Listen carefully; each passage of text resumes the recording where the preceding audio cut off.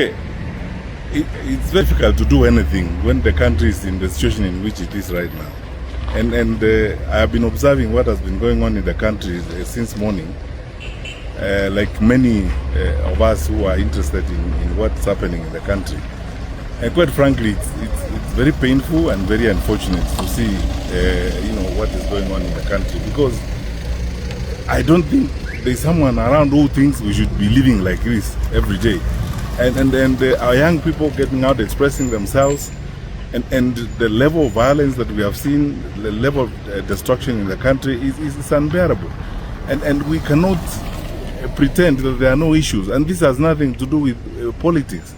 Whatever side of the political divide you belong to, these issues need to be addressed. I keep asking this question: how many lives are we going to lose before we start listening and reasoning with each other? Because what is being asked here really is attention, and then to ensure that we work in an inclusive manner to address the challenges that we face. And we cannot pretend that the challenges don't exist, and then we live as if those who are raising questions, or those who are on the streets, like our young active Kenyans, are just doing it for any other reasons except trying to address the real issues that they deal with on a day-to-day basis.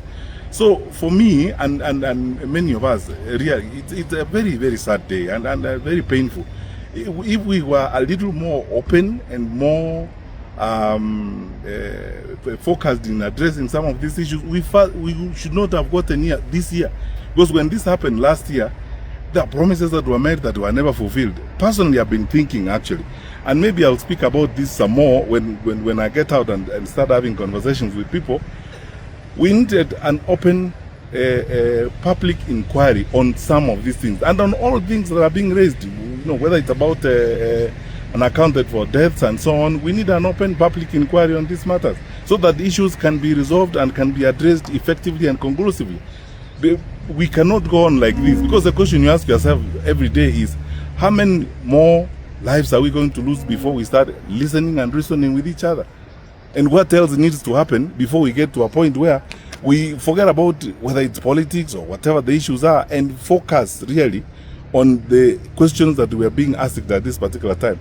Why must it be that when people ask questions, they are met with either a different attitude, or they are met with violence and so on and so forth? Yet they are basically asking questions, and they're not saying things that are alien to us. They're saying that things that we know and we ought to relate to in an effective manner. So my view is, I've observed this for the bit that I could, and listened very carefully, tried to spend most of the time glued to screens, to YouTube, looking at what was going on. I mean, I've literally spent my day on this particular, and it's because the Gen Z said it's going to be their day. They don't need politicians on the streets and so on. So we have been glued, observing what was happening today. You can hardly do anything. There's nothing you can do when the country is in a situation where it is. We are all on tenterhooks. We don't know what is going to happen. And the level of destruction and violence we have seen across the country, honestly, what is it going to take for us to listen, for our leaders to get to a point where they say, let us listen and reason with each other? And yet, you see, if this is not conclusively and properly addressed, this round is not going to come to an end. We are going to continue dealing with each other in this kind of manner, all the time. I believe that there must come a time in the life of our country when nothing matters but the country. Nothing matters but the stability of the country. Nothing matters but the stability and the satisfaction of the people of that particular country. And for Kenya, for us now, that is the time. Let's for once focus on the issues that these young Kenyans are raising. I mean, approximately, when you look at the statistics, probably about 7 out of 10 Kenyans you talk to are between the age 0 and 35.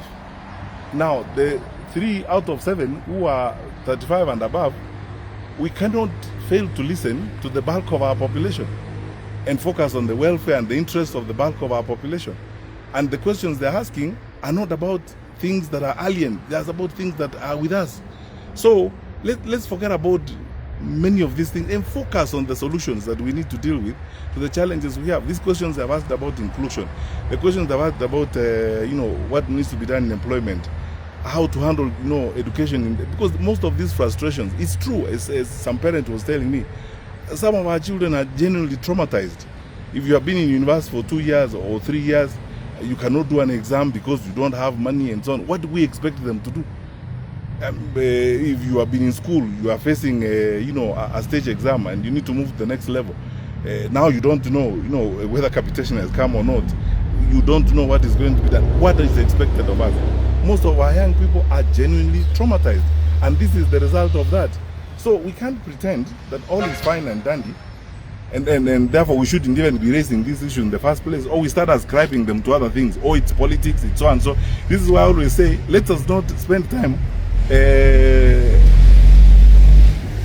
criticizing, pointing fingers and hurling insults. Let's focus on the issues that we have at hand. That's what we need to do. Thank you.